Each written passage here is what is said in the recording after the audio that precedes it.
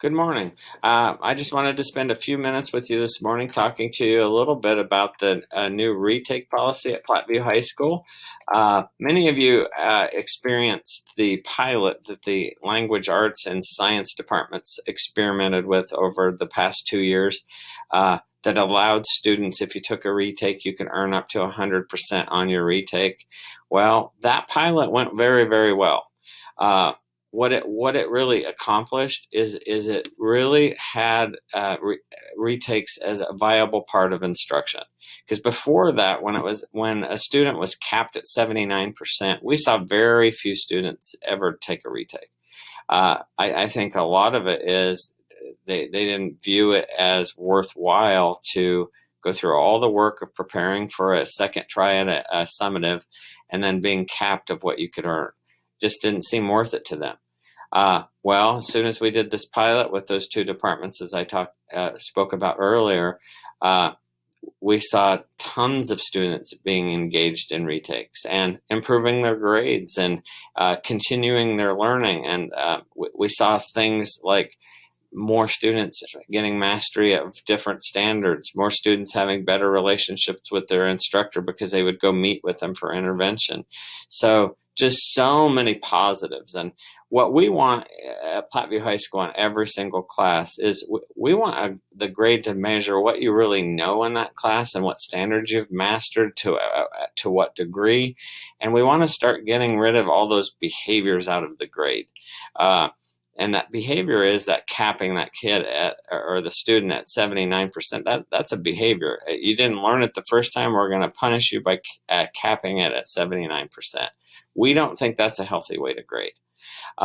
So what we want to communicate to you is that in all PHS credit earning classes, the regular credit earning classes, including 8th grade Algebra 1, if an 8th grade student is taking Algebra 1 for high school credit, all of those classes, every single class we offer that's regular credit earning, will be eligible under this retake policy, that you can take a retake on any summative exam, not your final, of course, because that's exempt from the policy, but any summative exam during the school year or project that you take and you don't get what you want on it, or that you think you could have done better. Even if you have a 94%, you can retake a summative and try to get a 96.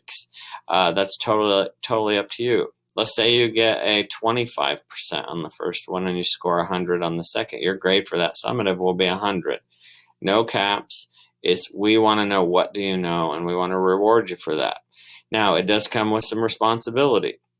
The only way you can qualify for a retake is within a 2-week window once you get your grade back from a summative. So if I'm sitting in Honors English 11 or Honors English 10, and I get my summative back and I score 59%, from the day that I get that back, I have 2 weeks to go in for intervention, work through what the teacher has laid out for me as far as steps to be able to prepare for that, and then sit for that retake.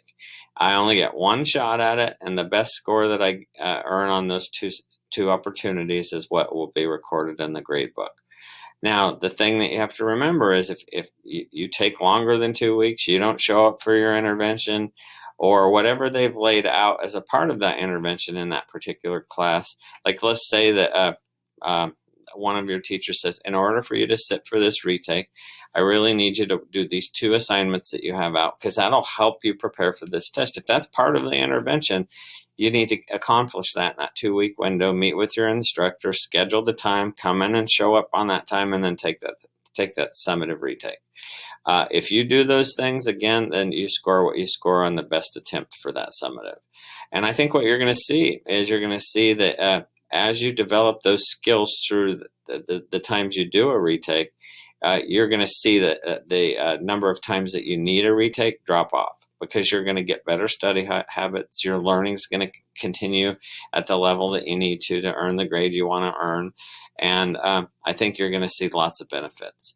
The classes that are not covered in the retake policy would be dual credit classes or AP classes. Those classes we get the grading policy handed to us by another entity, whether it's UNO, whether it's Nebraska Wesleyan, or the AP board tells us this is the retake policy that you're permitted in these type of classes, and it's not the Platteview High School grading policy. UNO is giving away credit in their dual credit classes. They're going to tell us retake, no retake, if you can have one, if you don't. That's their policy. Now, we are forming a grading policy review committee because we thought this was an excellent time to look at all of the weighted grades across Platteview High School and make sure we're weighting the classes appropriately. And we're going to take a look to make sure that we're being equitable as we implement this policy next year, that we're being equitable for all kids that are taking the various different classes, and we're going to look through every single class and say, are we weighting the right classes? Should this be weighted? Should this not be weighted? How should we deal with this? How should we deal with that? We're going to have parents, students, and staff involved in this discussion, just so we make sure that what a perfect time to take a hard look at this, to make sure we're being equitable with all of our weighted classes and honors classes and to all students. We want students to pursue rigor, and if we're asking a student to go in and pursue a class that's really rigorous, that class probably should be weighted. We just have to look at every single department, every single offering right now to make sure we're doing the right thing. So hopefully that gives you a sneak peek again for the scheduling flex schedule proposal and this grading proposal that will be implemented next year. The curriculum guide does a much better job than I could probably sit here and explain.